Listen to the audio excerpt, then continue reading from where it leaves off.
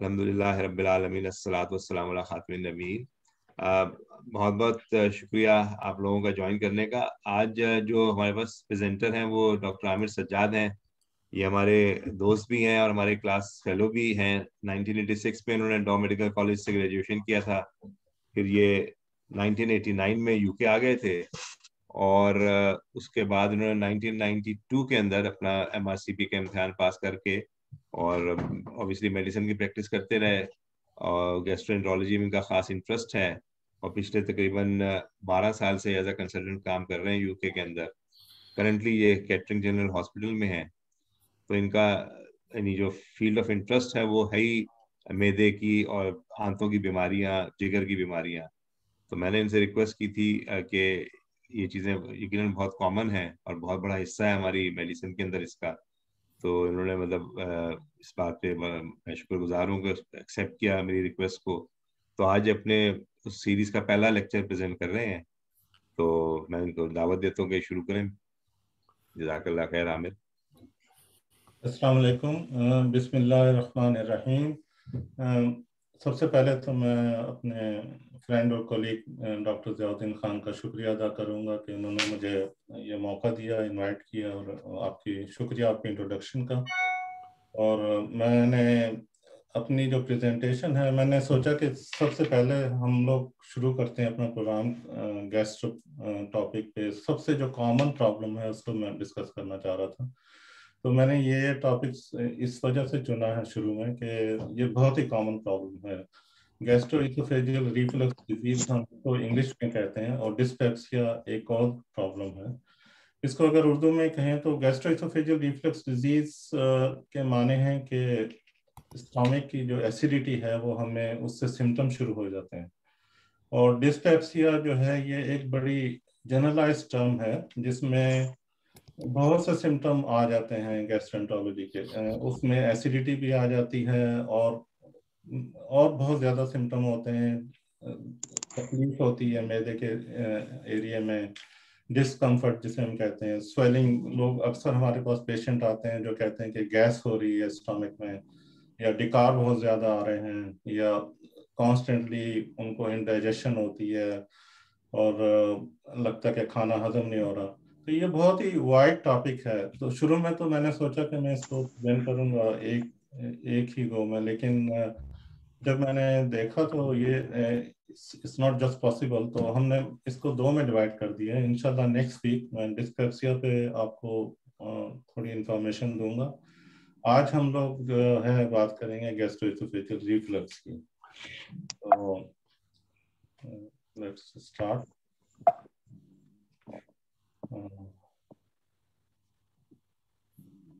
تو جیسے میں نے بتایا کہ ریفلکس کا مطلب ہے کہ جو اسٹامک کی سیکریشنز ہیں، اسٹامک کی سیکریشن بہت ہی ایسیڈیٹک ہوتی ہے، اور یہ اللہ تعالیٰ نے قدرت کا ہمیں اس طرح بنایا ہے کہ ہم سوچتے ہیں، تو ابھی بھی میں سوچتا ہوں کہ بہت ہی ہماری سائنس اتنی ترقی کر گئی ہے، لیکن اللہ تعالیٰ اشرف المخلوقات ہیں۔ ہم دیکھتے ہیں تو کیا میکینزم ہے، سبحان اللہ، جس طرح ہمارے باڈی ورک کرتی ہے، ابھی بھی سائنس اس وہاں تک پہنچ نہیں سکی۔ تو یہ بہت ہی ڈیلیکیٹ نظام ہوتا ہے، اور نہ صرف گیسٹرنٹرولوجی میں بلکہ ہر باڈی کے سسٹم میں جس طرح ہمارا جسم کام کرتا ہے، اس پہ ہم سوچیں تو پھر ہمیں اللہ تعالیٰ کی بڑائی کا احساس ہوتا ہے۔ تو اسٹامک میں جو ہے وہ اسٹامک کا مین فنکشن جو ہے وہ ڈائجیشن کا ہے، ہاضمے میں جو ہے یہ اس کا پہلا رول، ہم جب کھانا کھاتے ہیں تو پہلا رول جو ہے وہ اسٹامک کا ہوتا ہے۔ تو جب ہم کھانا کھاتے ہیں تو اسٹامک میں جب کھانا آتا ہے تو پھر ہاضمے کا عمل شروع ہو جاتا ہے۔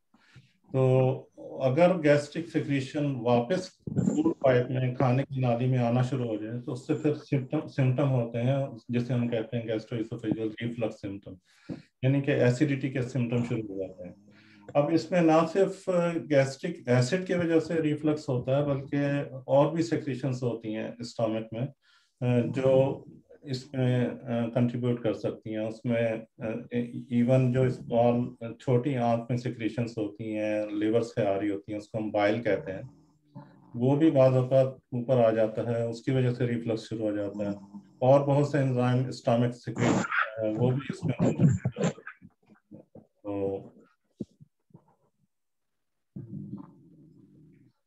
جب ریفلکس ہوتا ہے کسی مریض کو تو اس کے جو سب سے کامن سمٹم ہوتا ہے، ہمارے پاس جو مریض آتے ہیں وہ کہتے ہیں کہ ہمیں بہت جلن ہوتی ہے.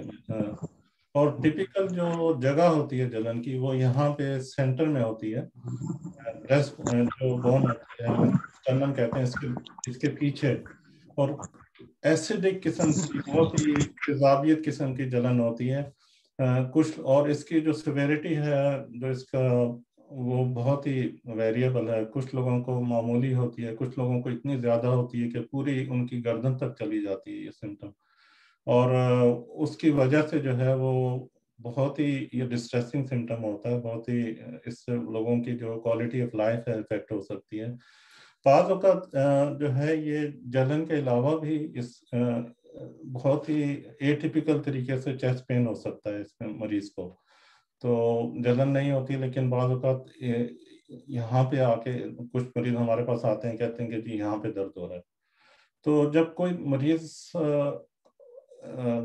یا کسی بھی شخص کو یہاں پہ درد ہو تو پہلی جو کنسرن ہوتی ہے وہ یہ ہوتی ہے کہ یہ دل کا درد تو نہیں ہے. تو ہم لوگ پہلے تو ایڈوائز کرتے ہیں، اور ہوتا بھی عام طور پہ یہاں پہ اور پاکستان میں یہ ہے کہ دل کی بیماری جو ہے وہ پہلے رول آؤٹ کی جاتی ہے اگر ٹپیکل برننگ سینسیشن نہیں ہو رہی. تو اکثر ہمارے پاس مریض آتے ہیں جن کو یہاں پہ درد ہو رہا ہوتا ہے لیکن وہ کارڈیالوجسٹ جو ہیں ہارٹ اسپیشلسٹ ان کے پورے ٹیسٹ کر چکے ہوتے ہیں، وہ نارمل ہوتے ہیں. پھر وہ ہمارے پاس بھیجتے ہیں کہ آپ ان کو انویسٹیگیٹ کریں کہیں ان کو گیسٹرواسوفیجل ریفلکس تو نہیں ہو رہا. اور ان میں سے کئی مریض جو ہیں وہ ہم ڈائگنوز کرتے ہیں کہ ان کو واقعی یہ مسئلہ ہے. اچھا، اس کے ان سمٹمز کے علاوہ اور بھی سمٹم ہوتے ہیں ریفلکس کے. کچھ مریض جو ہیں وہ کہتے ہیں کہ ہمیں منہ میں جو ہے عجیب سا کھٹا سا ذائقہ رہتا ہے ہر وقت، یا کڑوا ذائقہ رہتا ہے. اور کچھ لوگوں کو جو ہے وہ کھانے کے بعد ودن 1 گھنٹے کے اندر اندر جو ہے وہ فوڈ ان کو واپس آنا، کچھ پورشن جو ہے میل کا وہ واپس آتا ہے. اور اتنا بعض اوقات اتنا کچھ لوگوں کو درمیان میں یہاں تک آتا ہے محسوس ہوتا ہے. کچھ لوگ جو ہے کچھ فوڈ باہر نکال دیتے ہیں جس طرح الٹی قے ہو جاتی ہے. اچھا، کیونکہ ایسڈ بعض اوقات اتنا اوپر آ جاتا ہے یہاں پہ گردن میں، ہمارے فوڈ کھانے کی نالی کے پیچھے سانس کی نالی ہوتی ہے اور اس کی انٹرنس جو ہے وہاں پہ بھی ایک طرح سے ووکل کارڈز ہوتی ہیں جو بہت ہی سینسٹیو ہوتی ہیں ایسڈ پہ. تو جب ایسڈ اس ایریے کو ٹچ کرتا ہے تو وہاں پہ پھر اریٹیشن شروع ہوتی ہے اور مریض کو کھانسی کا سمٹم شروع ہو جاتا ہے. اور یہ بھی ایک سمٹم ہے جس سے جو ہے ریفلکس ڈیزیز کے مریض جو ہیں پریزنٹ کر سکتے ہیں. بعض اوقات ہمارے پاس مریض آتے ہیں جو چیسٹ اسپیشلسٹ ہمارے پاس بھیجتے ہیں کہ ہم نے سارے ان کے ایکس رے کر لیے، لنگ کے ٹیسٹ کر لیے، لیکن سمجھ نہیں آ رہی ان کو کف بہت عرصے سے ہو رہی ہے. پتہ چلتا ہے کہ ان کو ایسڈ کے ریفلکس کی وجہ سے کھانسی ہو رہی ہے. اور اسی وجہ سے پھر کچھ مریضوں کی آواز بھی افیکٹ ہو جاتی ہے. وہ ہورس وائس ہم کہتے ہیں اس کو، یعنی کہ بہت ہی کرخ سی آواز، اور یا آواز کی جو کوالٹی ہے اس میں چینج ہو جاتا ہے. تو یہ بھی سمٹم جو ہیں وہ اس کے ساتھ ریفلکس کے پیشنٹ پریزنٹ کر سکتے ہیں. تو آپ کو جسٹ میں رف آئیڈیا دینے کے لیے میں نے سوچا کہ آپ کو بتا دوں کہ تھوڑا سا ڈیمانسٹریٹ کرتا ہوں کہ ہوتا کیا ہے ایکچولی ریفلکس میں. نارملی جب ہم کھانا کھاتے ہیں تو یہ فوڈ پائپ ہم اس کو کہتے ہیں، یعنی ایسوفیگس میڈیکل ٹرم میں کہتے ہیں. تو کھانا یہاں سے جو ہے وہ، اور پانی جو بھی ہم مشروبات پیتے ہیں وہ نیچے آتا ہے. اور یہاں پہ یہ ہمارے چیسٹ ہے، یہ ایبڈومن ہے. تو اس کے درمیان ایک پارٹیشن ہے، سوری گو بیک. تو اس کو ہم ڈائفرام کہتے ہیں. یہ ایک مسکولر وال ہوتی ہے جو اسٹامک کے جو آرگنس ہیں ان کو سیپریٹ کرتی ہے لنگ سے. یہاں پہ ہمارے لنگس ہوتے ہیں، لیفٹ اور رائٹ لنگ، ہارٹ ہوتا ہے. اور یہ ڈائفرام کے میں ایک ہول ہوتا ہے جس سے فوڈ پائپ نکلتے ہیں، اور اس کے بالکل نیچے لیفٹ سائڈ پہ اسٹامک ہوتا ہے. تو یہ جو ایریا ہے یہاں پہ ایک ویلو ہوتا ہے قدرت نے ایسا نظام بنایا ہے کہ یہ مسکولر ویلو ہوتا ہے جو ایک طرف سے ون وے ویلو کا کام کرتا ہے. تو جب کھانا یہاں پہ یا کوئی بھی مشروب ہم پیتے ہیں یہاں پہ آتا ہے تو یہ ویلو اوپن ہو جاتا ہے اور it allows to food and drink to come down into the stomach. اور جب ہم کھانے کا اور پینے کا پروسیس ختم ہو جاتا ہے تو یہ ویلو بند ہو جاتا ہے اور کافی ٹائٹ بند ہوتا ہے, کیونکہ جب اسٹامک میں کھانا آتا ہے تو اسٹامک پھر اپنا کام شروع کر دیتا ہے ہاضمے کا. اسٹامک کے مسل جو ہیں وہ کنٹریکٹ ہونا شروع ہو جاتے ہیں اور اسٹامک جو ہے وہ سیکریشنز پروڈیوس کرتا ہے. اور آپ حیران ہوں گے سن کے کہ ودن 24 آور ہمارا اسٹامک جو ہے یہ تقریباً 1.5 لیٹر سیکریشنز پروڈیوس کرتا ہے اور اس میں بہت ہی ایسیڈک سیکریشنز ہوتی ہیں, اس میں دوسرے انزائم بھی ہوتے ہیں. اور یہاں سے یہ پہلی آنت کا حصہ شروع ہوتا ہے, یہاں پہ لیور کی سیکریشنز آتی ہیں, بعض اوقات وہ بھی اسٹامک میں آ جاتی ہیں. تو یہ پروسیس پھر کافی دیر تک جاری رہتا ہے.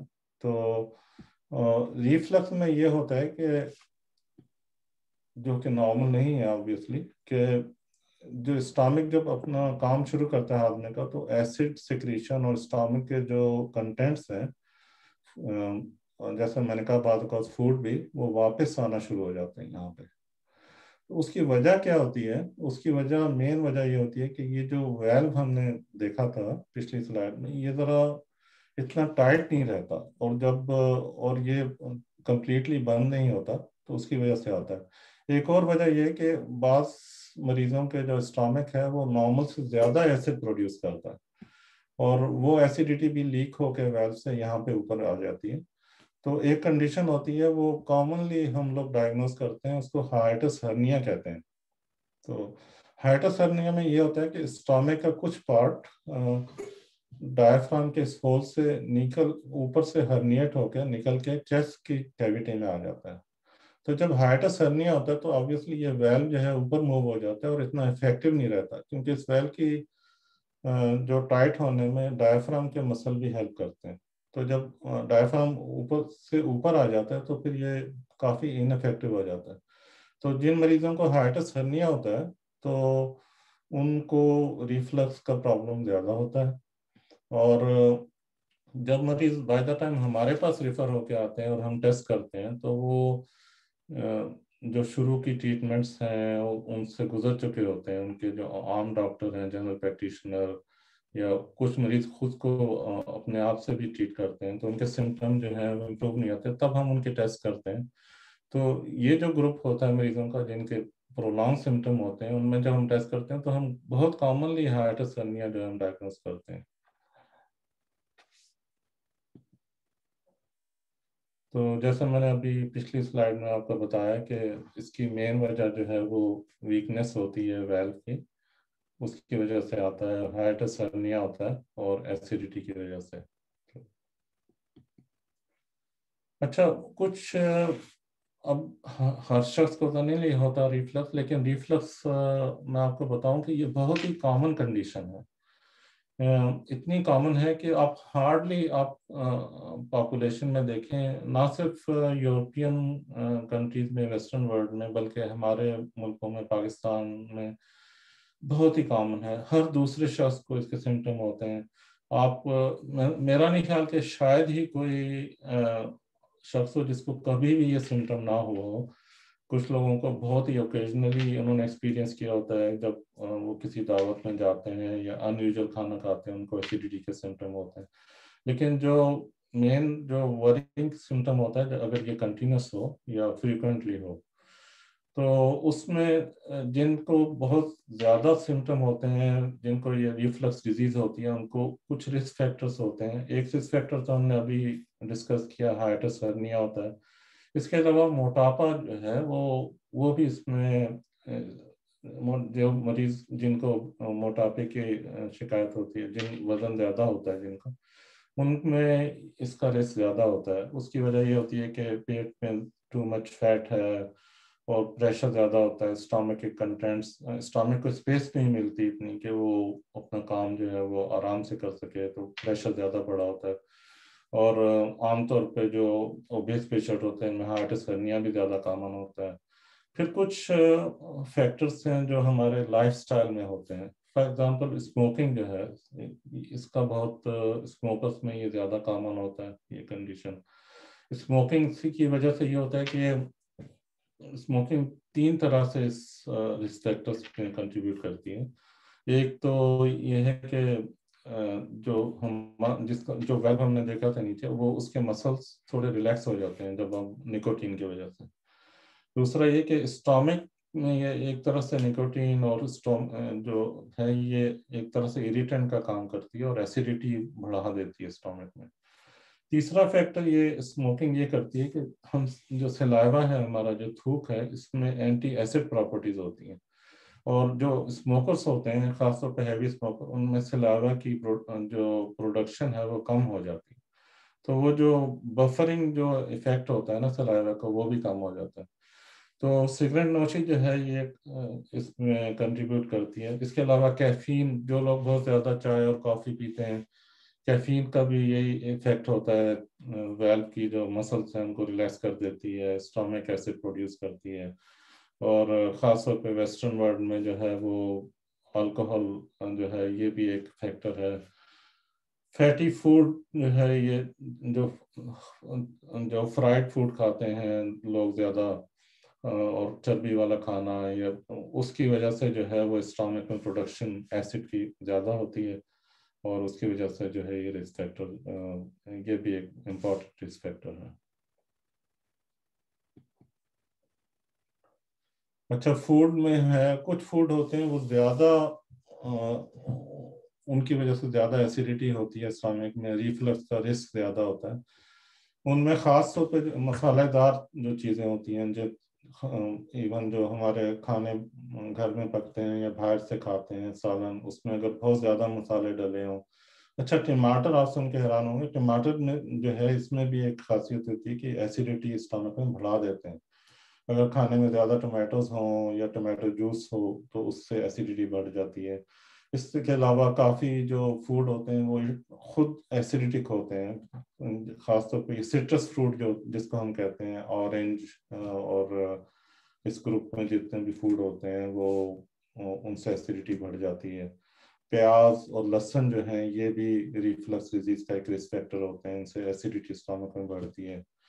پھر لارج میل پورشن ہے یہ بھی ایک رسک فیکٹر ہے اور ہم گیسٹرنٹرولوجسٹ جو ہیں اس سے ہمیشہ اس کو ڈسکریج کرتے ہیں اور نیچرلی بھی انسان کو ایک ٹائم میں بہت زیادہ کھانا نہیں کھانا چاہیے کیونکہ اسٹامک پھر اس سے کوپ نہیں کرتا وہ زیادہ اس کو اسٹرگل کرنی پڑتی ہے زیادہ ایسڈ پروڈیوس ہوتا ہے ویل پہ پریشر زیادہ بیک پریشر پڑتا ہے اس سے ریفلکس ہوتا ہے.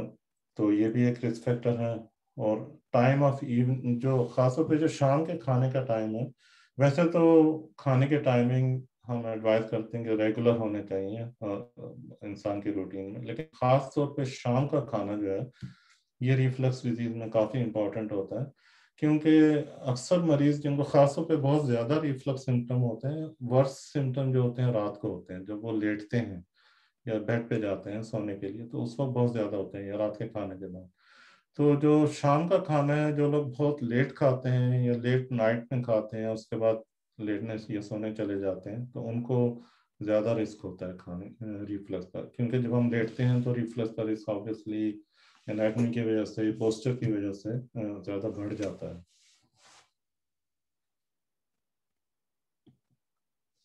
اچھا بات کرتے ہیں کہ اس کو ہم جب یہ شروع ہوتے ہیں سمٹم تو ہم اس کو کس طرح ڈیل کریں. تو کافی چیزیں جو ہیں مریض کے اپنے اختیار میں ہوتی ہیں جس کو ہم کر سکتے ہیں جس کو ہم کہتے ہیں کہ لائف سٹائل چینج اپنے طرز زندگی کو ذرا بدلیں. تو میرے پاس جو مریض آتے ہیں یا ہمارے جو کولیگس ہیں عام ڈاکٹر جنرل پریکٹیشنر پہلی چیز جو ہم ایڈوائز کرتے ہیں کہ اپنے لائف سٹائل کو ذرا بہتر کریں. تو ہم کافی ان سے پہلے تو ہسٹری لیتے ہیں کہ ان کے رسک فیکٹرز کیا ہیں اسیس کرتے ہیں.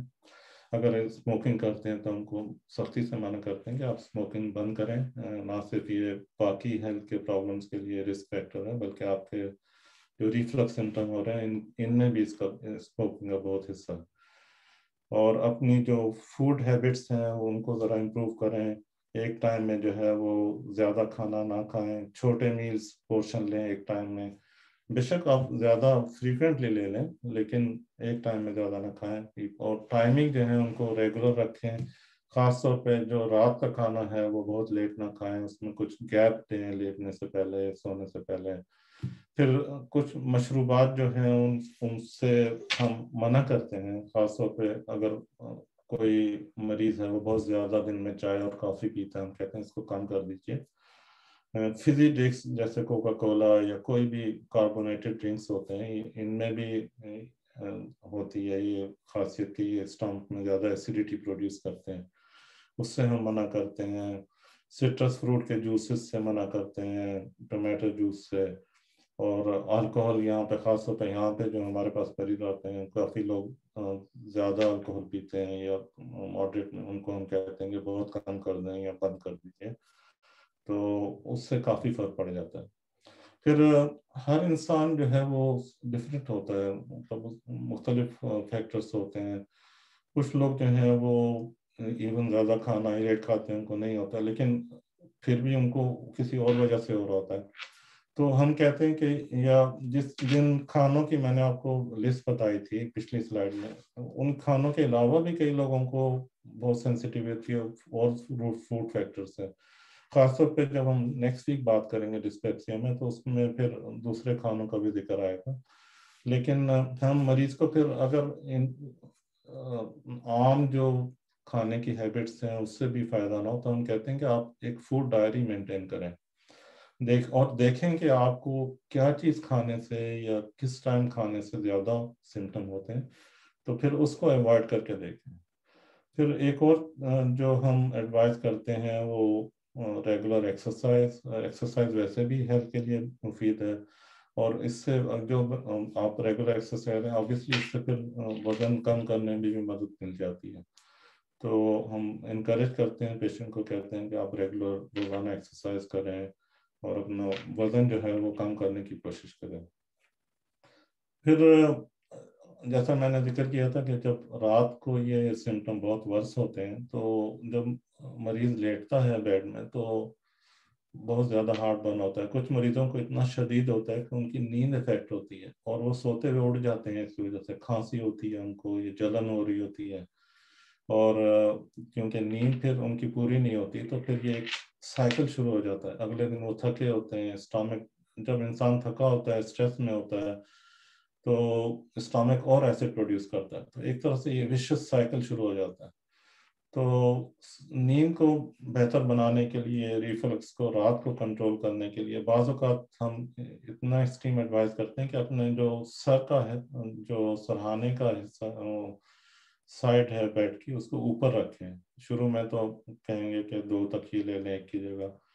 بعض اوقات اتنا بھی کرنا پڑتا ہے کہ جو سرہانے کی طرف بیڈ کے پاؤں ہیں ان کو ریز کرنا پڑتا ہے، ان کے نیچے اپ ٹو 4 انچز ہم جو ہے وہ سپورٹ کرنے کے لیے اس کو ریز کر دیتے ہیں، کرنے کو کہتے ہیں.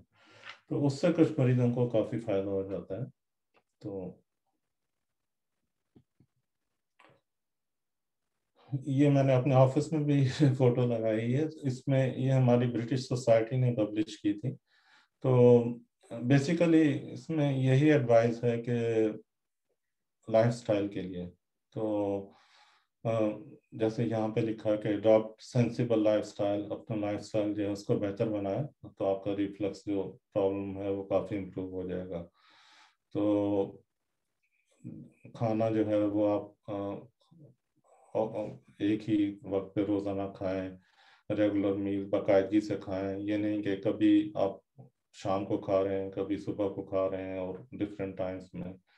اور کھانے کے بعد ایک دم بیٹھ نہ جائیں صوفے میں ٹی وی کے سامنے، بلکہ اٹھ کے تھوڑا چلیں، واک کریں. اور اس کے علاوہ جو ہے وہ لیٹ نہ کھائیں.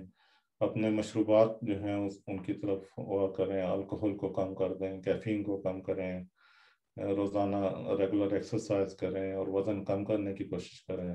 اور اسٹریس کو اپنی لائف میں کم کریں، کیونکہ اسٹریس سے بھی جو ہے اسٹامک میں ایسیڈیٹی.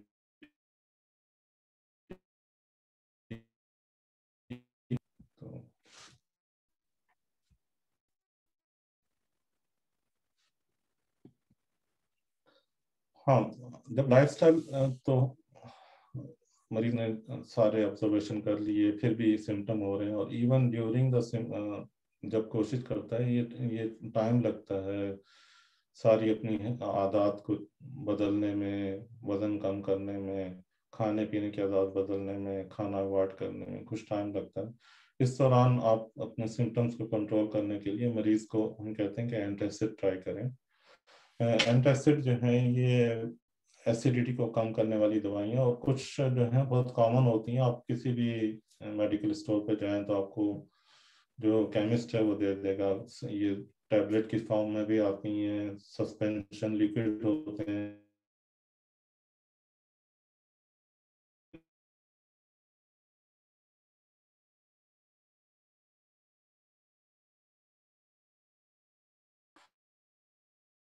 तो ऑफ द काउंटर मेडिकेशन कैसे इम्प्रूव कर देंगे, लेकिन अंडरलाइन जो प्रॉब्लम है वो चलता रहता है। तो टैबलेट देते हैं जो एसिड प्रोडक्शन को कम करने के लिए होती हैं। उसमें मेनली दो किस्म की टैबलेट होती हैं जो हम इस्तेमाल करते हैं, और वो उनके डिफरेंट मोड ऑफ एक्शन होते हैं। वो स्टमक में मुख्तलिफ तरीक़ों से दो मुख्तलिफ तरीक़ों से काम करती हैं, और एक जो है वो हिस्टामिन रिसेप्टर होते हैं जो एसिड तेज़ाबियत बनाने में उनका एक किरदार होता है, उसको ब्लॉक कर देती हैं। और एक और होता है जो वो एक तरह से पंप होता है हमारे स्टमक के सेक्रीशंस को प्रोड्यूस करने में, उसको बंद कर देती हैं। तो हम ये दवाइयाँ भी यूज़ करते हैं, और ये दवाइयाँ आमतौर पे कुछ मरीज जो हैं डॉक्टर के देखने से, मशवरा करने से पहले भी ट्राई कर लेते हैं, क्योंकि ये आम तौर पे अब काफ़ी आम अवेलेबल हैं। आप किसी भी केमिस्ट के पास जाएं, वो आपको वहाँ पे भी, अमेरिका में, यूके में मरीज जो हैं ये दवाइयाँ छोटी स्मॉल डोजेज में और शॉर्ट सप्लाई में मेडिकल स्टोर से ले सकते हैं बगैर प्रिस्क्रिप्शन के। फिर एक और मेडिकल मेडिसिन का ग्रुप होता है जो इस बीमारी में हेल्प कर सकता है, वो उनको हम कहते हैं प्रोकाइनेटिक एजेंट या मोटिलिटी मेडिकेशन। तो ये जो दवाइयाँ हैं ये खाने को नीचे जाने में थोड़ा वो मसल्स को राइट डायरेक्शन में कंट्रैक्ट करने के हिस्सा करती हैं, और स्टमक को एम्प्टी करने में ज़रा, स्टमक कंटेंट्स को नीचे भेजने में ज़रा जल्दी भेजने में जो हेल्प करती हैं। ये आमतौर पे हम रिकमेंड नहीं करते एज ए फर्स्ट लाइन। उसी वक्त शुरू करते हैं कि जो पहली दवाइयाँ जो है उनका असर ना हो और लाइफस्टाइल भी चेंज हो चुका हो।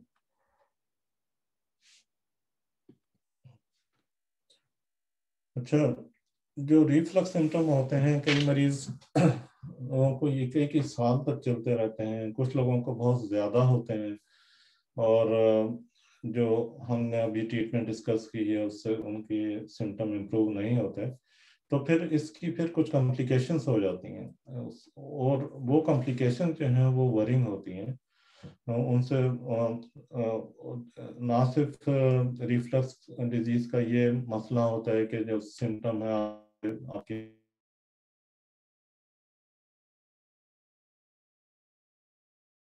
और अगर आप ये सिलसिला चलता रहे तो फिर सबसे पहली कॉम्प्लिकेशन जो होती है वो, उसको हम ईसोफेजाइटिस कहते हैं। तो ईसोफेजाइटिस का मतलब है कि जो खाने की नाली होती है उसकी जो लाइनिंग होती है अंदर, उसमें सोजिश हो जाती है, इन्फ्लेमेशन हो जाती है। कुदरत ने इस तरह हमारी बॉडी में बनाया है सिस्टम के, जो खाने की नाली है वो, उसकी जो लाइनिंग है वो मुख्तलिफ होती है स्टोमक की लाइनिंग से।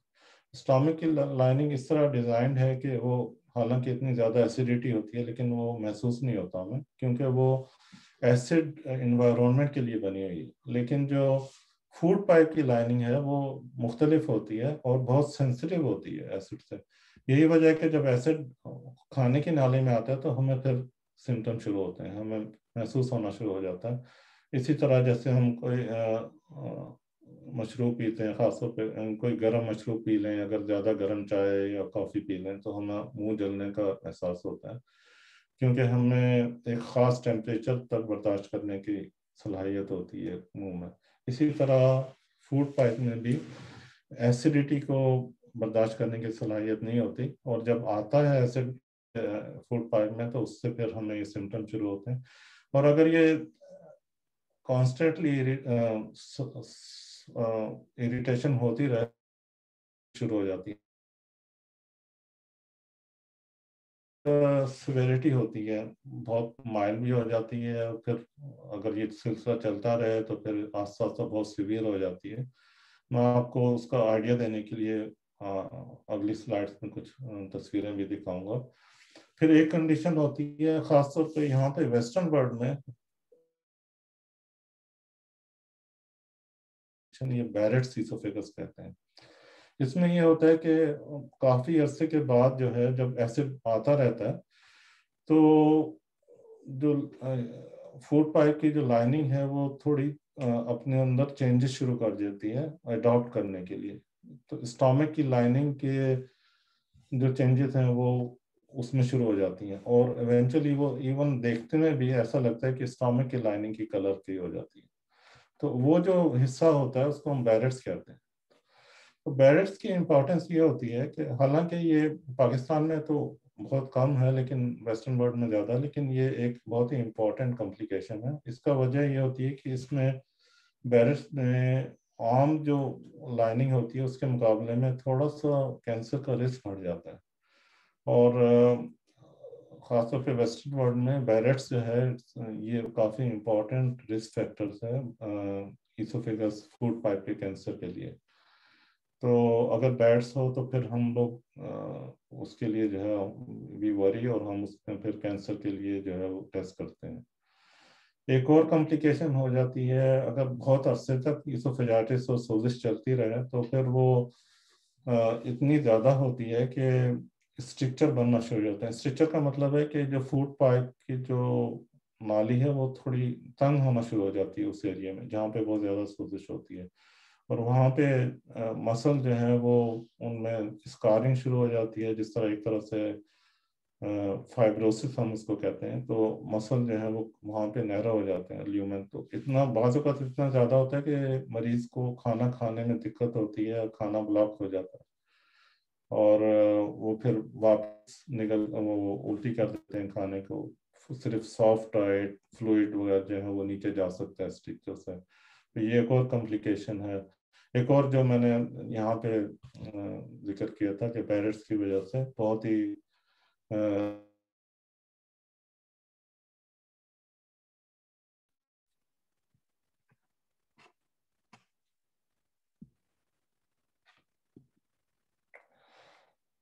اچھا، یہ میری بہت ہی اسٹرانگ ایڈوائس ہے کہ اگر آپ کے کسی بھی مریض کو یہ سمٹم شروع ہو جائیں ریفلکس ڈیزیز کے، ہارٹ برن یا کف یا کوئی بھی چیسٹ ڈسکمفرٹ، تو اگر آپ کو یہ بہت زیادہ فریکوینٹ ہو رہے ہیں، ہفتے میں جو ہے وہ 4-5 دن روزانہ طور پہ ہوتے ہیں، اور آپ اینٹاسڈ لے رہے ہیں، لائف اسٹائل بھی امپروو کر لیا پھر بھی فائدہ نہیں ہو رہا، اور 3 ہفتے سے زیادہ آپ کو یہ سمٹم ہو رہے ہیں، تو آپ اپنے ڈاکٹر سے ضرور مشورہ کریں. اور ضروری نہیں ہے کہ آپ سیدھا اسپیشلسٹ کے پاس چلے جائیں، اپنے جو آپ کے جنرل ڈاکٹرس ہیں پہلے ان کے پاس جائیں، وہ آپ کو ایڈوائز کریں گے، اسیس کریں گے. اور خاص طور پہ جو کچھ سمٹم ہوتے ہیں جو بہت ورنگ ہوتے ہیں اور ان کو جو ہے وہ اگنور نہیں کرنا چاہیے، اور فوراً ڈاکٹر سے مشورہ کرنا چاہیے. اس میں ایک جو سمٹم میں ذکر کروں گا وہ ہے کہ کھانے میں دقت ہو، کھانا نیچے جانے میں. جب آپ مریض کھانا کھا رہا ہو اور اس کو محسوس ہو کہ کھانا بلاک ہو رہا ہے، خاص طور پہ پھر سالڈ فوڈ جب ہم کھاتے ہیں اپنا نارمل میلز، وہ یہاں پہ بلاک ہو رہا ہے یا واپس آ رہا ہے، تو اس کا مطلب ہو سکتا ہے اسٹرکچر ہو گیا ہو، یا خدا نخواستہ کینسر ہے، یا کوئی اور مرض تو نہیں ہے. نہ یہ صرف ریفلکس کا پرابلم نہیں ہے بلکہ کوئی اور بھی چیز ہو سکتی ہے. تو اس کی وجہ سے میں مشورہ دوں گا کہ فوراً ڈاکٹر سے مشورہ کریں اگر یہ سلسلہ کچھ دن بھی چلتا ہے.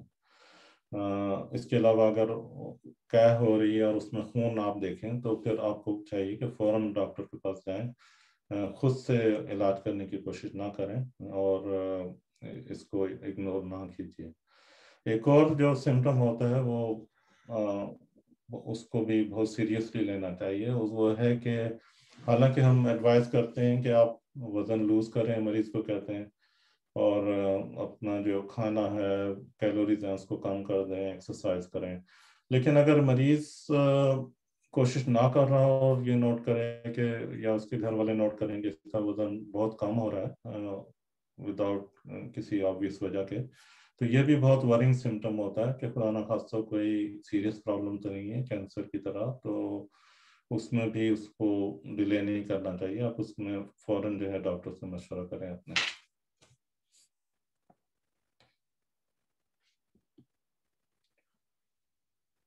پھر ایک اسٹیج آئے گی کہ آپ ہم جیسے گیسٹرنٹرولوجسٹ کے پاس آپ کو کچھ مریض کو آنا پڑتا ہے جب آپ کے جنرل پریکٹیشنر اور سمجھتے ہیں کہ یہ جو ہے آپ کو فردر اسیسمنٹ کی اور ٹیسٹ کی ضرورت ہے، تو پھر وہ ہمارے پاس بھیجتے ہیں. اور ہمارے پاس جو مریض آتے ہیں تو ہم سیدھا کیمرہ لے کے کھڑے نہیں ہوتے، بلکہ ہم پہلے کلینک میں مریض کو دیکھتے ہیں اور دوبارہ سے ان کو اسیس کرتے ہیں کہ ان کے رسک فیکٹرز کیا ہیں، انہوں نے کیا ابھی تک دوائیاں لی ہیں، کیوں ان کو فائدہ نہیں ہوا، اور کیا ہم دوائیاں ٹرائی کر سکتے ہیں، ہو سکتا ہے ان کو فائدہ ہو. بعض اوقات ہم فیصلہ کرتے ہیں کہ ان کو مزید اسٹرانگ میڈیکیشن دیں، ہم وریڈ نہیں ہوتے کہ ابھی ٹیسٹ کی ضرورت ہے، پھر ہم ان کو واپس بلاتے ہیں، دیکھتے ہیں کہ فائدہ ہوا یا نہیں. لیکن آبویسلی اگر جو پچھلی سلائڈ میں نے بتایا کہ اگر کوئی ورنگ سمٹم ہے جیسا کہ وزن کم ہو رہا ہے یا وامٹنگ ہو رہی ہے بلڈ کے ساتھ یا کھانے میں نکل، تو پھر ہم فوراً جو ہے وہ ٹیسٹ شروع کر دیتے ہیں. اور اس میں جو مین ٹیسٹ ہم کرتے ہیں، باقی تو ہم روٹین ٹیسٹ تو کرتے ہی ہیں، مثال کے طور پہ بلڈ ٹیسٹ کرنا، بعض اوقات ایکس رے بھی کرتے ہیں چیسٹ کا. اس میں بھی ایکس رے میں بھی بڑا ہارٹ سرنیا بعض اوقات پلین ایکس رے میں بھی نظر آ جاتا ہے. تو یہ ٹیسٹ کرنے کے بعد ہم جو مین ہمارا جو ٹیسٹ ہوتا ہے اس کو ہم اینڈوسکوپی کہتے ہیں. تو اینڈوسکوپی میں ہم یہ کرتے ہیں کہ ایک کیمرہ ٹیوب ہوتی ہے جو کہ میں نے یہاں پہ پکڑی ہوئی ہے، اور اس کے اینڈ پہ ایک لینس ہوتا ہے. تو یہ ہم منہ سے ڈالتے ہیں مریض کے فوڈ پائپ میں اور معدے میں چلے جاتے ہیں، اور ایون اسمال جو آنت ہوتی ہے اس کے فرسٹ حصے میں بھی جا کے دیکھتے ہیں. تو اس سے پہلے کہ ہم یہ کیمرہ ڈالیں، مریض کا جو گلا ہے وہ سن کر دیتے ہیں، اور کئی مریض جو ہیں وہ نیند کا انجیکشن بھی لیتے ہیں اور تاکہ ان کو تکلیف نہ ہو ٹیسٹ کے دوران. تو اس کے بعد ہم اینڈوسکوپی کرتے ہیں. اور ایکس رے جو ہم کرتے ہیں بعض اوقات اس میں ایک کنٹراسٹ ایکس رے کہلاتا ہے. اینڈوسکوپی کے علاوہ ہم کچھ مریضوں میں وہ بھی کرتے ہیں. اس میں مریض کو جو ہے وہ ایک طرح سے ڈائی جو ہے وہ ریڈیو پہ ڈائی پینے کو کہتے ہیں، اس کو بیریم بھی کہتے ہیں. پھر ہم ایکس رے لیتے ہیں، اس میں ہمیں پتہ چلتا ہے کہ یہ ہارٹ سرنیا کی صحیح انیٹمی کیا ہے اور اسٹرکچر کی انیٹمی کیا ہے. یہ ہم ہر کیس میں تو نہیں کرتے لیکن سلیکٹڈ کیسز میں یہ ٹیسٹ بھی کرتے ہیں. پھر بہت ہی سیویئر کیسز میں جن میں ہم اینڈوسکوپی میں بہت ابنارملٹیز ہوں، سوزش ہو اور ٹریٹمنٹ سے رسپانڈ نہ ہو رہا ہو، اور ہم سمجھتے ہیں کہ اگر آپ آگے جو فردر ٹریٹمنٹ ہے ہو سکتا ہے ہمیں اس کو آپریشن کرنا پڑے، تو پھر ہم اور بھی اسپیشلائز ٹیسٹ ہوتے ہیں ہمارے پاس، ہم اس میں وہ بھی کرتے ہیں. اس میں ایک ٹیسٹ یہ ہوتا ہے کہ ہم جو گیسٹرک ایسڈ کا جو واپس آ رہا ہے فوڈ پائپ میں، ریفلکس ہو رہا ہے، ہم اس میں یہ بھی میجر کر سکتے ہیں کہ یہ 24 آور میں اس مریض میں کتنا ایسڈ آ رہا ہے. اور پھر ایک اسی پارٹ ٹیسٹ کا ایک حصہ یہ ہوتا ہے کہ ہم جو اسفنکٹر ہے، جو ویلو کا جو مسل ہے، اس کا پریشر بھی ہم میجر کر سکتے ہیں کہ جب مریض کھانا کھاتا ہے تو یہ کتنا ریلیکس ہو رہا ہے، اور جب نہیں کھا رہا تو اس کا پریشر کیا ہے، نارمل لمٹ میں ہے یا بہت ہی لو پریشر ہے.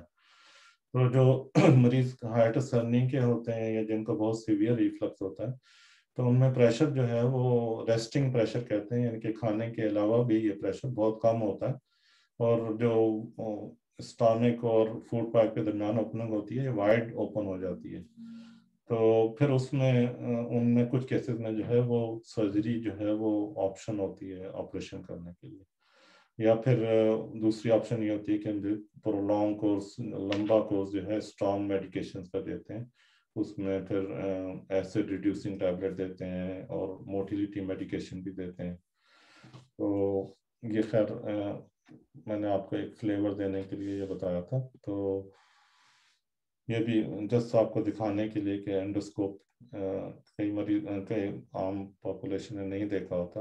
تو یہ اس طرح کا ہوتا ہے. اتنی کوئی یہ ریجڈ ٹیوب نہیں ہوتی, بہت ہی فلیکسیبل ربر ٹیوب ہوتی ہے اور 1 سینٹی میٹر سے بھی اس کا کم ڈائمیٹر ہوتا ہے اور بہت آرام سے یہ چلی جاتی ہے. اور آج کل اتنی ٹیکنالوجی امپورٹنٹ وہ ایڈوانس ہو گئی ہے کہ اس میں کمپلیکیشن رسک بہت ہی کم ہوتے ہیں. اور یہ جو لینس ہے, یہ جو امیجز ہیں ہم سامنے ایک ٹی وی اسکرین پہ دیکھ رہے ہوتے ہیں, اور پکچر بھی لے لیتے ہیں اور بعد میں مریض کو دکھاتے ہیں.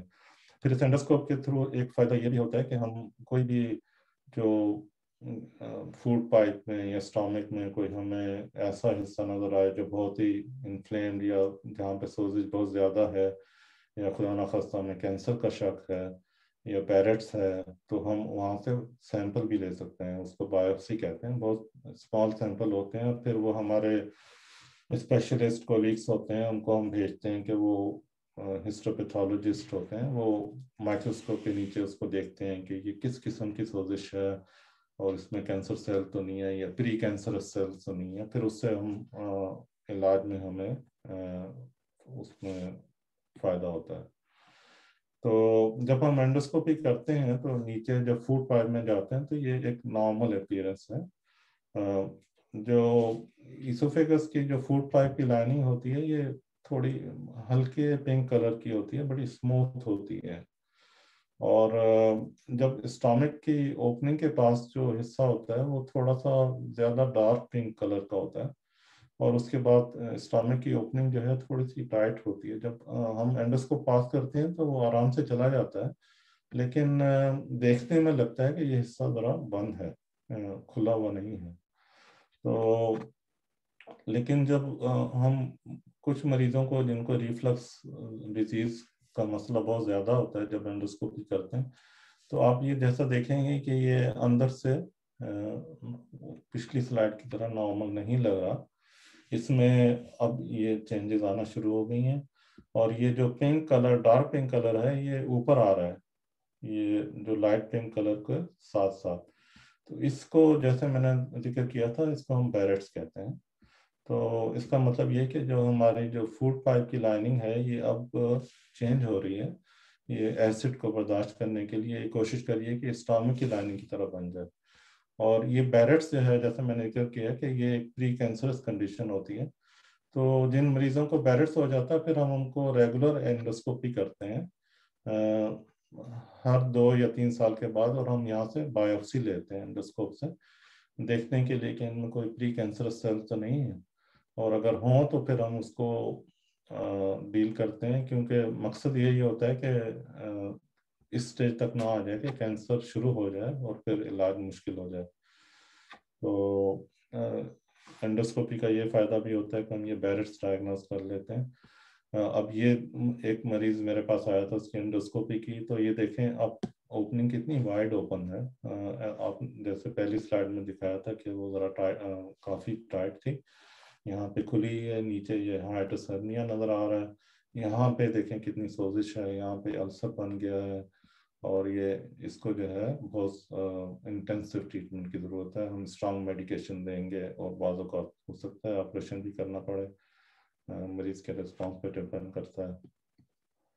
یہ ایک اور کیس ہے سیم جیسے میں نے آپ کو بتایا, اوپننگ بہت وائڈ ہے, یہاں پہ زخم ہوئے ہیں, اور اس کو عام طور پہ جو اسٹرانگ میڈیکیشن سے یہ زخم ہیل ہو جاتے ہیں اور پیشنٹ کی لائف سٹائل سے سمپٹم بہتر ہو جاتے ہیں, بعض اوقات آپریشن کرنا پڑتا ہے. ایک اور کیس ہے, اس میں بھی کافی سوزش نظر آ رہی ہے جب ہم انڈوسکوپی کرتے ہیں. تو یہ صرف آپ کو میں آئیڈیا دے رہا ہوں کہ ریفلکس ڈیزیز حالانکہ میجورٹی میں لوگوں میں بہت صرف سمٹم پروڈیوس کرتی ہے جو کنٹرول ہو جاتے ہیں, لیکن اگر یہ سلسلہ چلتا رہے تو پھر یہ کمپلیکیشنز ہو سکتی ہیں. تو یہ تو بہت ہی سیویئر کیس ہے ایک ریفلکس ڈیزیز کا, یہاں پہ بہت بڑا السر بنا ہوا ہے, اور اگر میں جیسے ایسے مریض کو دیکھوں تو میں بہت ورڈ ہو جاتا ہوں کہ خدا نخواستہ اس میں کینسر تو نہیں ہو رہا، یہ بہت ہی یہ اگر یہ السر بھی ہے تو یہ اس کو ہیل کرنے کے لیے میں بہت ہی اسٹرانگ میڈیکیشن دوں گا، اور پھر میں اس مریض کو پھر میں دیکھنا چاہوں گا کہ یہ السر ہیل ہو چکا ہے یا نہیں۔ تو دو اگرچہ مریض کے سمٹم بھی بہتر ہو جائیں لیکن پھر بھی میں کچھ مہینے کے بعد دوبارہ انڈوسکوپی کر کے یہ دیکھوں گا کہ یہ واقعی ہیل ہو گیا ہے یا نہیں، یا مزید ٹریٹمنٹ کی ضرورت ہے۔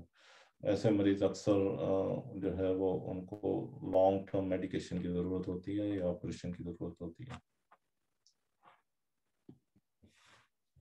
یہ بھی ایک ہارٹس ہرنیا کا کیس ہے۔ انڈوسکوپی میں ہم جب اسٹامک میں جاتے ہیں تو ہم پیچھے بھی دیکھتے ہیں، تو عام طور نارملی جو ہے یہ حصہ بہت ٹائٹ ہوتا ہے اسکوپ کے دوران۔ یہاں پہ دیکھیں کتنا وائڈ اوپن ہے، اس لیے کہ اسٹامک کا حصہ جو ہے وہ اوپر چیسٹ میں جا رہا ہے، تو یہ ہارٹس ہرنیا کا پارٹ ہے۔ تو اچھا، میں نے سرجری کا ذکر کیا تھا، تو یہ ایک کامن آپریشن جو کرتے ہیں ہمارے سرجیکل سرجن ساتھی، وہ اس کو ہم اینٹی ریفلکس سرجری یا فنڈوپلیکیشن کہتے ہیں۔ تو یہ میں آپ کو رفلی جو ہے تقریباً مور دین آج کل اتنی افیکٹو میڈیکیشنس ہیں کہ لائف سٹائل چینجز سے اور میڈیکیشن سے تقریباً 90% یا اس سے بھی زیادہ مریضوں میں ہم ان کے سمٹم کنٹرول کر لیتے ہیں۔ لیکن کچھ مریض ہوتے ہیں کہ ان کو انڈوسکوپی، جیسے میں نے پچھلا دکھایا، بہت سیویئر ڈیزیز ہے، السرس ہو رہے ہیں، یا symptom prolong course of strong medication سے ان سے فائدہ نہیں ہو رہا، لائف سٹائل بھی چینج ہو گیا لیکن پھر بھی فائدہ نہیں ہو رہا، تو پھر ہم ان کا فردر ٹیسٹ، جیسے میں نے ذکر کیا تھا، ان کا پی ایچ میجر کرتے ہیں، ان کا پریشر میجر کرتے ہیں۔ پھر ہم جو ہمارے سرجیکل ساتھی ہوتے ہیں ہم ان کو کہتے ہیں کہ آپ ان کو دیکھیں اور آپ کیا سمجھتے ہیں، اگر سمجھتے ہیں تو ان کو آپریشن کر کے دیکھتے ہیں، اور پھر ان مریضوں کو پھر آپریشن کرنا پڑتا ہے۔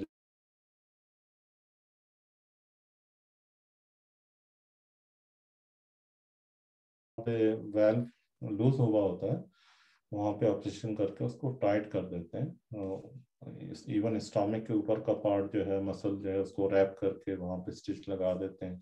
اور آج کل سرجری اتنی ایڈوانس ہو گئی ہے کہ اس کو کی ہول سرجری کہتے ہیں، یعنی کہ اسٹامک کو اوپن بھی، جو پیٹ کی جو ایبڈومینل وال ہے اس کو کٹ بھی نہیں ڈالتے، چھوٹا سا سوراخ کرتے ہیں اور اندر جا کے وہ ان کے پاس بھی، سرجن کے پاس بھی یہ کیمرے کی طرح کا انسٹرومنٹ ہوتا ہے، اندر جا کے وہ اس کو ریپ کر کے سٹچز لگا دیتے ہیں۔ تو اس کو ہم لیپروسکوپی کی ہول سرجری کہتے ہیں۔ تو یہ جو ہے لاسٹ ریسورٹ ہوتی ہے۔ تو آبویسلی ہر چیز کی کمپلیکیشنز بھی ہوتی ہیں، بعض وقت آپریشن بہت ہی اسمال پرسنٹیج لوگوں میں سرجری بھی نہیں کام کرتی، یا بعض اوقات اس کے مسائل بھی شروع ہو جاتے ہیں بعد میں۔ یہ جو ریپنگ ہے زیادہ ٹائٹ ہو جاتی ہے، پھر مریض کو کھانے میں دقت ہوتی ہے، تو ہم یہ بہت سوچ سمجھ کے فیصلہ کرنا پڑتا ہے کہ اس مریض کو واقعی فائدہ ہوگا یا نہیں۔ اور جب ہم کرواتے ہیں تو ایسے سرجن سے کرواتے ہیں جس کو کافی اس طرح کے آپریشن کرنے میں ایکسپیرینس ہوتا ہے، اور ان کے رزلٹ عام طور پہ اچھے ہوتے ہیں۔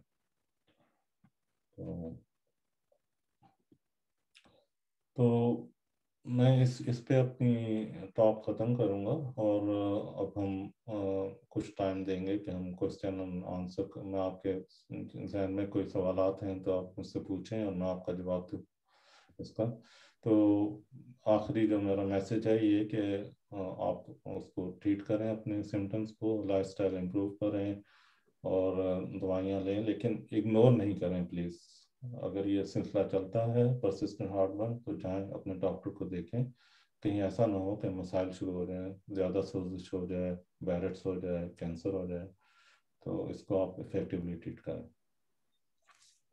جزاک اللہ خیر ڈاکٹر عامر، آپ کی نالج میں تھوڑا بہت آپ نے اچھی طرح ایکسپلین کر دی چیزیں۔ خاص طور پہ جو چیز مجھے پسند آئی کہ آپ نے انگلش کو اردو میں بھی ٹرانسلیٹ کیا تاکہ لوگوں کو سمجھنے میں اور آسانی ہو جائے۔ میں نے کوشش کی تھی، بس کچھ سلائڈ میں رہ گیا تھا، کچھ ورڈنگ ایسی ہوتی ہیں کہ ان کے وہ ٹرانسلیشن اردو میں کچھ فٹ نہیں ہو رہی تھی، تو میں نے، لیکن میجورٹی ورڈز میں نے ٹرانسلیٹ کر لیے تھے۔ ہاں نہیں جزاک اللہ خیر۔ جو چیز مطلب میں نے ایک چیز جو خاصا ایمفسائز بھی کرنا چاہتا ہوں کہ ایک تو یہ جو اسمال میلز آپ نے ذکر کیا، دوسرا زیادہ دیر سے کھانا کھانے کا جو کانسیپٹ ہے، پاکستان میں تو چیز بہت ہی کامن ہے کہ لوگ 9 بجے 10 بجے کھانے کھا رہے ہوتے ہیں. جی جی، تو یہ بیڈ یہ ہیبٹ. ہاں، اس کو مطلب یقیناً ہمیں اور پھر بہت کھانے کے توجہ. بعد میجورٹی آپ دیکھیں گے یہاں بھی، ایون یو کے میں لوگ جو ہے کھانا کھانے کے بعد صوفے پہ بیٹھ جاتے ہیں، ٹی وی دیکھ رہے ہیں، ریلیکس کر رہے ہیں.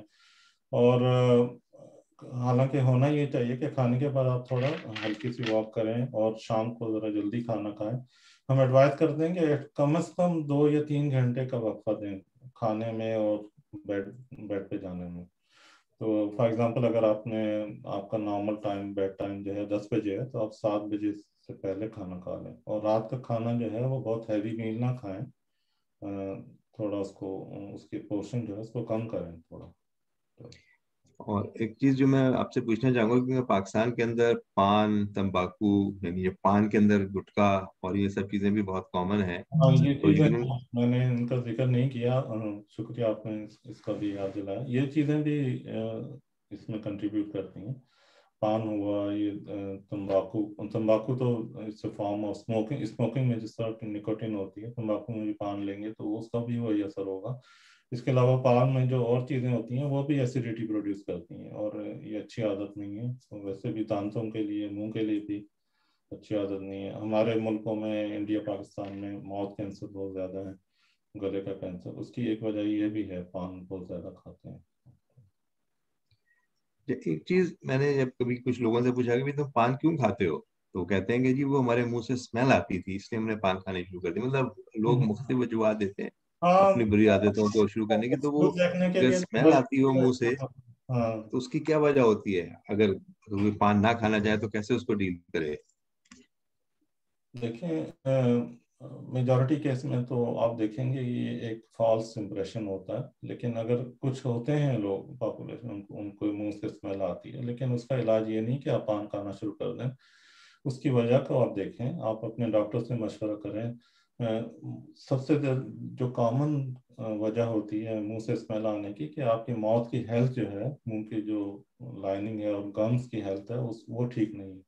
آپ کو جو ہے وہ دانتوں میں مسئلہ ہے، یا آپ کے جو گمز ہیں ان میں انفلیمیشن ہے، آپ دانت صاف نہیں کر رہے صحیح طرح، یا آپ کی ٹنگ میں یا ماؤتھ کی لائننگ میں کوئی انفیکشن ہے. تو سب سے پہلا جو اسٹیپ میں ایڈوائز کروں گا کہ آپ اپنے ڈینٹسٹ سے مشورہ کریں، اپنے ڈاکٹر سے مشورہ کریں، چیک کروائیں آپ کی گمز کی، مسوڑوں کی جو ہیلتھ ہے وہ کیسی ہے، آپ کے ماؤتھ کی لائننگ کی ہیلتھ کیسی ہے، اس پہ غور کریں.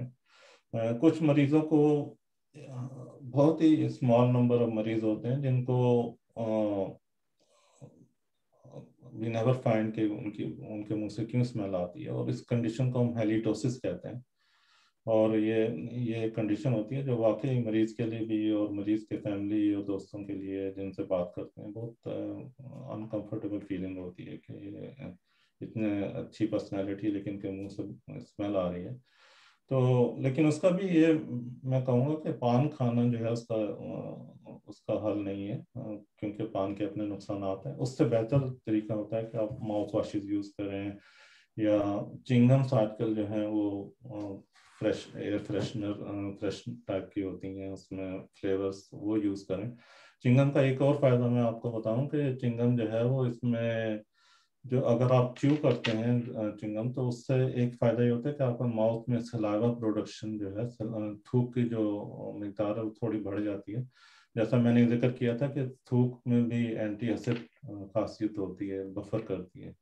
اس کے علاوہ چنگم میں ایک کھانے سے یہ جو آپ کانسٹنٹلی اگر وہ کچھ ٹائم کے لیے آپ چیو کرتے ہیں تو اس سے جو فوڈ پائپ کی موٹیلیٹی بھی اثر پڑتا ہے، کھانے کو نیچے لے جانے میں جو ہے یہ زیادہ ہیلپ کرتی ہے.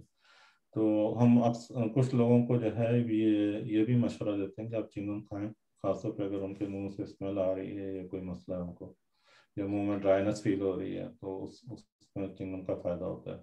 ایک اور سوال کرنا چاہ رہی ہیں یہ رکشی صاحبہ ہیں، کچھ پوچھیے سوال رکشی.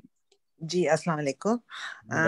بہت انفارمیشن ملی ہے مجھے ریفلکس کا سلسلہ ہے. میرے اصل میں گال بلیڈر کا آپریشن ہوا تھا 2007 میں، اس جی وقت جی سے ڈائجیشن کی مجھے پرابلم شروع ہوئی تھی، تو انہوں نے مجھے اومیپرازول بھی میرے جی پی نے دیا ہے، جو میں کھاتی ہوں ایک ٹیبلٹ روز مارننگ میں 20 mg۔ جی ابھی مجھے کچھ دنوں سے یہ ایک مسئلہ ہوا کہ مجھے تھروٹ میں تکلیف ہوئی، مجھے کوئی جلن نہیں ہوتی، مجھے کچھ نہیں ہوتا، ہاں گیسز بہت ہوتے ہیں مجھے۔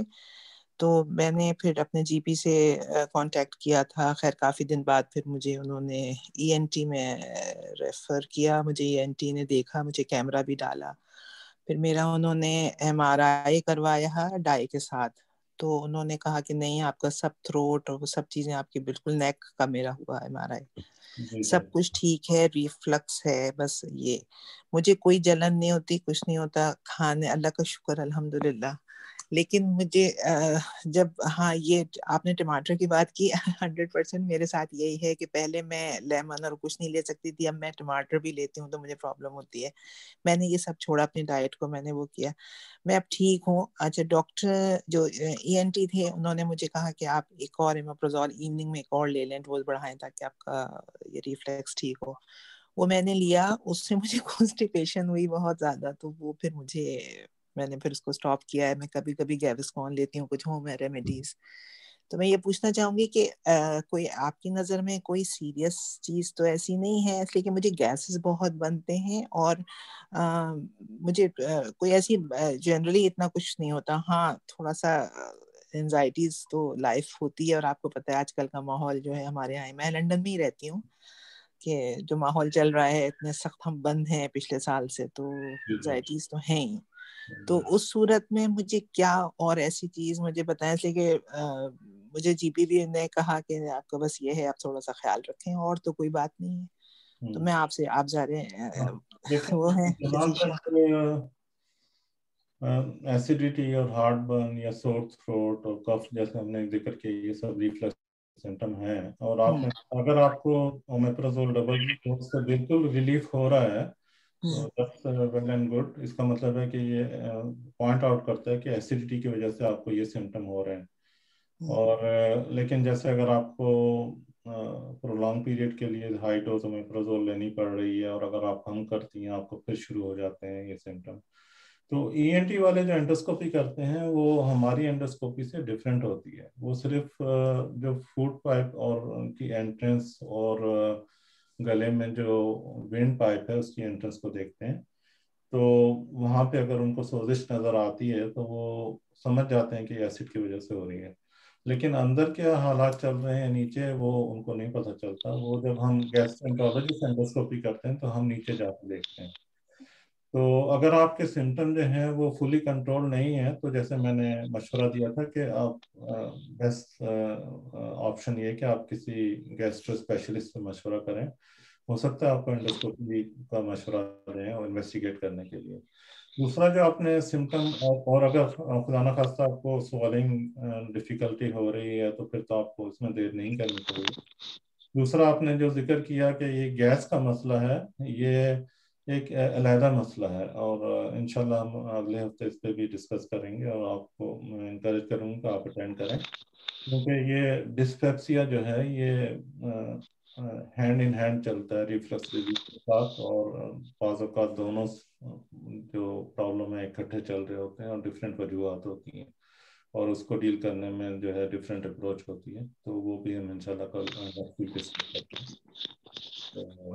لیکن میں سوری ایک بات اور کہنا چاہوں گی، آپ تو یہی ہیں انگلینڈ میں، تو آپ تو جانتے ہیں کہ جی پی جب تک نہیں بھیجے گا ہم خود تو نہیں جا سکتے، اس لیے کہ پرائیویٹ تو ہمارے پاس انشورنس نہیں ہے۔ آپ انگلینڈ میں ہوتی ہیں؟ جی میں لندن میں ہی رہتی ہوں، جی ہاں۔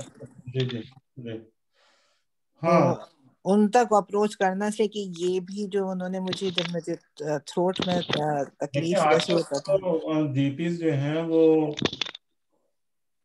جی پیز میں دو اپروچز ہوتی ہیں، ایک تو یہاں پہ یو کے میں جی پیز کو انسٹرکشنس ہیں کہ اگر تو کوئی ورنگ سمٹم ہے، اگر سوالنگ ڈیفیکلٹی ہو رہی ہے یا تو نہیں اگر بالکل ایسا کوئی ورنگ سمٹم ہو جس کو ہم ریڈ فلیگ سمٹم کہتے ہیں تو وہ ودن 2 ویک انڈوسکوپی کرواتے ہیں، ان کو چاہیے۔ لیکن ایک اور انڈیکیشن جو بنتی ہے انڈوسکوپی کرانے کی، وہ اگر آپ کے سمٹم پرولونگ چل رہے ہیں اور فائدہ نہیں ہو رہا اور ہائی ڈوز اومیپرازول آپ کو لینی پڑ رہی ہے اور آپ کم کرتی ہیں، پھر آپ کو سمٹم شروع ہو جاتے ہیں، تو پھر وہ جی پیز میں ضروری نہیں ہوتا کہ وہ آپ کو گیسٹرنٹرالوجسٹ کے پاس مشورے کے لیے بھیجیں.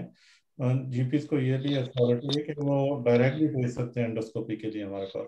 تو جب ریکویسٹ ہمارے پاس آتی ہے، ہم پڑھتے ہیں ریکویسٹ، تو اس میں لکھا ہوتا ہے کہ یہ مریض ہے، اس کو یہ اتنے عرصے سے سلسلہ چل رہا ہے، ہم نے یہ دوائیاں ٹرائی کی ہیں، فائدہ نہیں ہو رہا، تو پھر ہم بجائے اس کے کہ ان کو کلینک میں ری ایسیس کریں، ہم بعض اوقات ڈائریکٹ انڈوسکوپی کے لیے بک کر دیتے ہیں. تو آج کل انفارچونیٹلی یہ کووڈ کی وجہ سے حالات ایسے چل رہے ہیں کہ تھوڑا کافی ڈیلے ہو رہا ہے روٹین ورک. جی ہر حالات میں جو ہے وہ انڈوسکوپی ود ان 6 ویکس ہو جاتی ہے. جی تو اگر اس میں پھر میں یہی مشورہ دوں گا کہ اگر آپ کے سمٹم چلتے ہیں تو آپ ریپیٹڈلی جی پی کو کنسلٹ کریں، تبھی جی پیز کو احساس ہوگا کہ یہ واقعی یہ مریض سفر کر رہا ہے، اس کو فردر ٹیسٹ کی ضرورت ہے. ڈیفینیٹلی میں یہی سجیسٹ کروں گا رشید صاحبہ آپ کو کہ جی پی کو آپ دوبارہ کانٹیکٹ کریں، کیونکہ کبھی کبھی ہمارے پاس یورولوجی میں بہت سے مریض آتے ہیں جو کہ ایک دو بار جی پی کے پاس جا کے بھول جاتے ہیں، اور جب ہمارے پاس آتے ہیں تو چیزیں زیادہ مشکل ہوتی ہیں ان کے لیے. تو آپ اس کو چھوڑے نہیں، سمجھے گا نا کہ پرسو کرتی رہیں.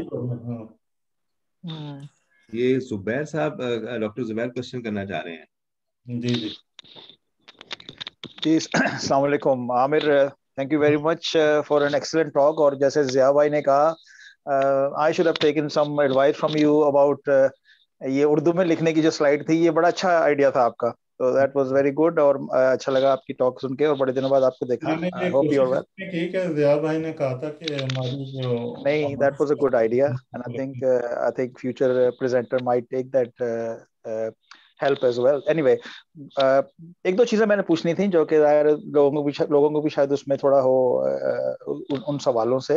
ایک تو یہ کہ ظاہر میری اسپیشلٹی کینسر ہے، تو میں اس کے حساب سے بھی سوچ رہا تھا کہ کینسر کے سمٹمز بھی اس طرح کے پریزنٹ ہو سکتے ہیں اسٹمک کے. اور جو دوسرا کوشچن جو پوچھنا تھا کہ یہ جینیٹیکلی بھی یہ چیز ہے کامن کہ نہیں، یہ مطلب یہ فیملیز میں ٹرانسفر ہوتی ہے جینیٹیکلی بھی یا نہیں، یہ ہائٹرسرنیا ٹائپ کی جو چیز آپ بتا رہے تھے. گڈ کوشچن زبیر. جو کینسر ہے، اسٹامک کینسر اور ایسوفیگس کینسر، فوڈ پائپ کا کینسر ہے، دے آر ڈفرینٹ کنڈیشنز. تو اس میں جینیٹک پری ڈسپوزیشن میں اس لحاظ سے کہوں گا کہ آلدو کوئی کچھ کنڈیشنز ہوتی ہیں جن میں جینس آئیڈینٹیفائڈ ہو چکی ہوتی ہیں. تو فار ایگزامپل لارج باؤل کا کینسر ہے، اس میں کچھ لوگوں کو فیملی میں جینس رن کر رہی ہوتی ہیں اور ان کو بہت ہائی رسک ہوتا ہے. اسی طرح اسٹامک کینسر کی بھی کچھ جینس آئیڈینٹیفائڈ ہوگی، لیکن ایسوفیگس میں ایسی کوئی جین نہیں ہے کینسر کی آئیڈینٹیفائی ہے. لیکن سم ہاؤ یہ آبزرویشنل اسٹڈیز ہیں، اس میں پتہ چلا ہے، اور کافی لانگ اسٹڈیز، کوہارٹ اسٹڈیز ہیں، ان سے پتہ چلا کہ جو ویسٹرن ورلڈ ہے اس میں کینسر رسک ریفلکس ڈیزیز سے زیادہ ہوتا ہے کچھ وجہ سے. اور اس میں ایک فیکٹر جو ہے وہ ہم انشاءاللہ نیکسٹ ویک بھی اس کا ذکر کریں گے. ایک بگ ہوتا ہے اسٹامک میں، ہیلیکوبیکٹر، جو اسٹامک کینسر میں اس کا رول ہوتا ہے، لیکن ایسوفیگس کینسر میں سم ہاؤ پروٹیکٹیو رول ہوتا ہے. تو لیکن جس طرح میں نے ذکر کیا کہ بیرٹس ویسٹرن ورلڈ میں زیادہ ہوتی ہے، ہمارے ملکوں میں ذرا کم ہوتی ہے. تو یہ قدرتی طور پہ کوئی ان ایکسپلینڈ وجہ ہے اس کی، کوئی جینس ابھی آئیڈینٹیفائی نہیں ہوئی ہے. لیکن یہاں پہ بیرٹس کا انسیڈنس اور ایسوفیجل کینسر جو ہے یہاں پہ یو کے میں زیادہ ہے، اور اس کی جو مین وجہ ہے وہ بیرٹس اور ریفلکس ڈیزیز ہے. تو it's a 7th most common cause of cancer death in UK, oesophageal cancer. Basically میں یہ پوچھنا چاہ رہا تھا کہ یہ سمٹم جو آپ نے بتائے ہیں نا، ظاہر ہے کافی کامن ہے. کہنے کا مقصد صرف یہ تھا کہ کینسر کے سمٹمز بھی اس طرح کے ہو سکتے ہیں، تو مریض اگنور نہ کرے ان سمٹمز کو، اور آن دا کاؤنٹر میڈیسن لے کے کہیں کینسر اسپریڈ نہ ہو جائے. میں کہنے کا مقصد یہ تھا کہ اس طرح کے سمٹمز کینسر میں بھی ہو سکتے ہیں، نہیں ہو سکتے ہیں. دیکھیں کینسر کے سمٹم جو ڈفرنٹ ہوتے ہیں یوزلی. مین جو میں نے ذکر کیا تھا ریڈ فلیگ سمٹم جو ہے، اگر سوالنگ ڈیفیکلٹی ہو رہی ہے، کھانے میں نگلنے میں ڈیفیکلٹی ہو رہی ہے، تو یہ سمٹم ہو سکتا ہے، اس کو اگنور نہیں کرنا چاہیے. خون کی الٹی ہو رہی ہے، یا فوڈ واپس فریکوینٹلی آ رہا ہے، اس کا بھی مطلب ہو سکتا ہے بلاکیج ہے. اس کو اگنور نہیں کرنا چاہیے. خون آ رہا ہے کیب میں الٹی میں تو اس کو اگنور نہیں کرنا چاہیے, وہ کینسر کا سمٹم ہو سکتا ہے. صحیح. وزن کم ہو رہا ہے آپ کا, اگر آپ کوشش نہیں کر رہے وہ بھی کینسر کا سمٹم ہو سکتا ہے. آپ ٹریٹمنٹ پرولونگ لے رہے ہیں, اس سے فائدہ نہیں ہو رہا, تو اس کے لیے ٹیسٹ ہونے چاہیے. دوسرا یہ کہ کینسر کا رسک ایج کے ساتھ بڑھتا جاتا ہے اور ڈیوریشن آف ڈیزیز کے ساتھ. تو اب جیسے ہماری برٹش سوسائٹی کی گائیڈنس ہے کہ اگر نئے مریض آتے ہیں ایج آف 45 یا 50 سے اوپر کے, تو ان کو اگر یہ سمٹم ریفلکس پرولونگ چل رہا ہے تو ان کو انڈوسکوپی کی انڈیکیشن اسٹریٹ اوے بن جاتی ہے. اور لیکن ینگر پیشنٹ جو ہیں, کیونکہ ان میں کینسر رسک کم ہوتا ہے اور ڈیوریشن ڈیزیز کم ہوتی ہے, تو ان میں پرسسٹنٹ ریفلکس سمٹم میں ہم کینسر سسپیکٹ نہیں کرتے, بلکہ اینڈوسکوپی ٹو بی آنیسٹ اس کو ہم فرسٹ لائن انویسٹیگیشن نہیں بلکہ ٹریٹمنٹ پہلے ٹرائی کرتے ہیں. Thank you sir. لیکن مین چیز جو میں دوبارہ ایمفیسائز کروں گا کہ ریڈ فلیگ سمٹم جو ہیں ان کو اگنور نہ کریں پلیز. اگنور نہ. سوالنگ ڈیفیکلٹی, ویٹ لاس, خون کی الٹی. Thank you. السلام علیکم. وعلیکم السلام. میں ایوری ویک نا ایلنڈروپینک ایسڈ کی ٹیبلٹ لیتی ہوں 70 mg کی. سوری, اچھا یاسمین حسین کوشچن کر رہی ہیں, بولیں. سوری مس کر دیا, کون سی ٹیبلٹ لیتی ہیں آپ؟ ایلنڈرونک ایسڈ. جی جی جی پینے کے لیے. جی. ابھی ہے نا مجھے 1-2 منٹ کے لیے نا ایسا لگتا ہے جیسے ایسیڈیٹی ہو رہی ہے, کوئی برننگ ہو رہی ہے. تو یہ کوئی تقریباً 4 سال سے میں لے رہی ہوں, اس سے کوئی نقصان تو نہیں ہوگا مجھے؟ دیکھیں ایلنڈرونک ایسڈ بہت اچھا کوشچن کیا, مجھے آپ نے ریمائنڈ کرا دیا کہ ریفلکس ڈیزیز میں میڈیکیشنز کا سائیڈ ایفیکٹ بھی ہو سکتا ہے ایک. تو اس میں جو سب سے کامن میڈیکیشن ہے وہ ایسپرین ہوئی یا پین کلر ہوتے ہیں, جو اینٹی انفلیمیٹری میڈیکیشن بروفین وغیرہ. ان سے جو فوڈ پائپ کی لوور لائننگ اور اسٹامک میں جو ہے سوزش کا زیادہ رسک ہوتا ہے, السر بھی ہو جاتے ہیں بعض اوقات, جو لوگ بہت زیادہ مقدار میں دوائی لیتے ہیں یا ڈاکٹر کے مشورے کے بغیر. تو اسی طرح ایلنڈرونک ایسڈ کا بھی ایک سائیڈ ایفیکٹ ہے, اور ایلنڈرونک ایسڈ کا جو سائیڈ ایفیکٹ یہ مینلی ہوتا ہے یہ ایسوفیگس کے لوور اینڈ میں ہوتا ہے, جی اس ایریا میں جو میں سلائڈ دکھا رہا ہوں.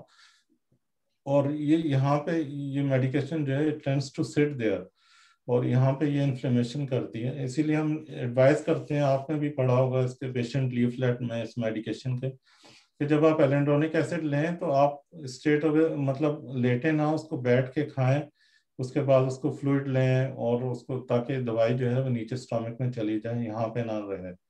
تو ہمارے پاس کچھ مریض آتے ہیں جن کو یہ پرابلم ہوتا ہے ایسیڈیٹی کا, اور اگین ہم لوگ پھر وری اس وقت کرتے ہیں کہ جب اگر ان کو سوالنگ ڈیفیکلٹی, اور میں نے کئی لوگوں کے ایلنڈرونک ایسڈ پیشنٹ کے مریضوں کی انڈوسکوپی کی ہے تو ان میں یہ اپیرنس بھی ہوتا ہے, السر ہو جاتے ہیں ان کو.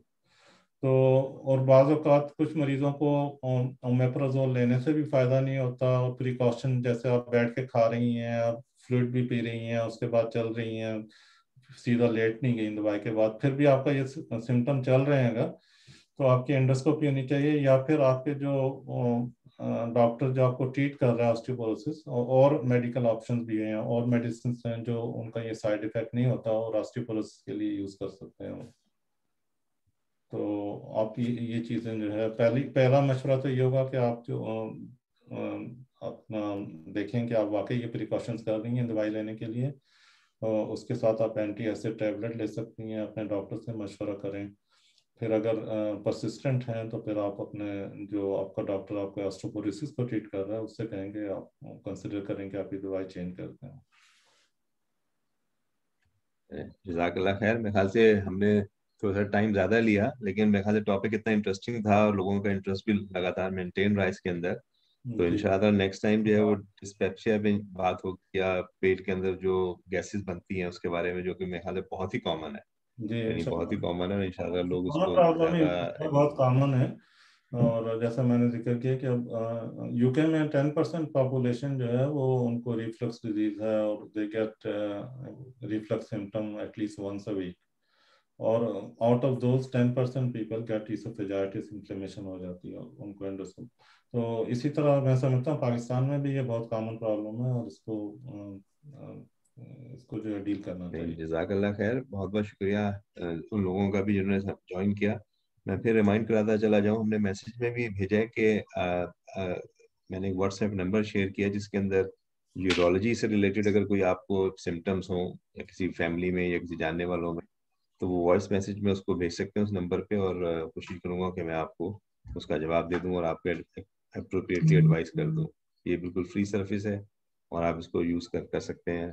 اور اس کے علاوہ سیٹرڈے اور سنڈے کو جو ہے فری کنسلٹیشن بھی کرتا ہوں میں, لیکن وائس میسج کر دیے, میسج سے آپ کو جلدی جواب مل جائے گا اور آپ کو پرابلم جو ہے وہ جلدی ہم ٹیکل کر سکیں گے.